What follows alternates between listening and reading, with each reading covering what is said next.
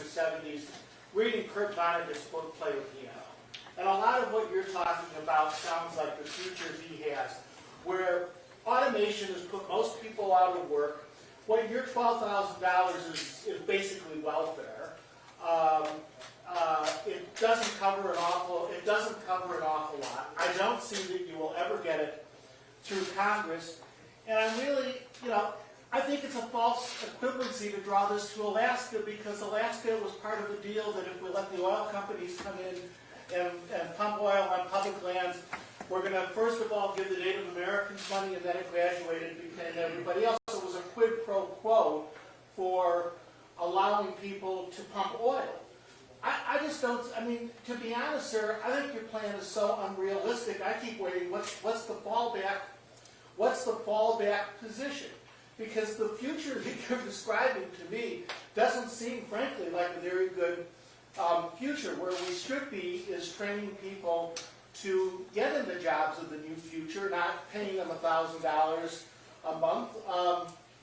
I think that, to be honest, I think you're completely missing the boat about where we should be going in the future. So, sir, I have a few responses to that.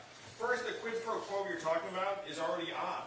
They're already taking our data and profiting to the tune of billions of dollars. So when you talk about the oil money making this grand deal, the deal has already been struck. It's just we haven't actually been getting anything out of it. The second thing you're saying, excuse me, let me respond. The second thing is you say we should be educating and retraining our people. Of course we should. But the question I pose to you is, if the government has historically been really, really bad at it, saying we're going to do more of what has not worked, is that actually a recipe for success when it failed the manufacturing workers? And when I go to a truck stop in Davenport, Iowa 80, if you go to everyone there and say, hey, I'd like to retrain you, what percentage of them would respond positively to that? Not a high percentage. You'd be more likely to get punched in the face by one of those truck drivers than have them sign up on your clipboard. So if a politician says, again, we're going to educate and retrain all Americans for the jobs of the future, they're essentially lying. And I am not a liar. The third thing is that you are right that $1,000 a month does not solve the problem for everyone. But I want you all to imagine this town. How many adults live in Muscatine approximately? About 24,000. 24,000. So I want you to imagine this town with an extra $24 million in spending power every single month. And that money mostly flows right through your communities. Does this coffee shop get busier? Yes. Do they hire another person? Yes. Does an entrepreneur who wants to start a new business all of a sudden have a better shot? Yes. Do they need to hire people? Yes.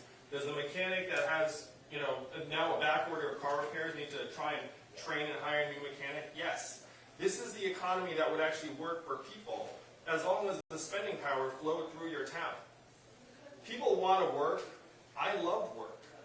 But we have to think bigger about the kind of work we're doing.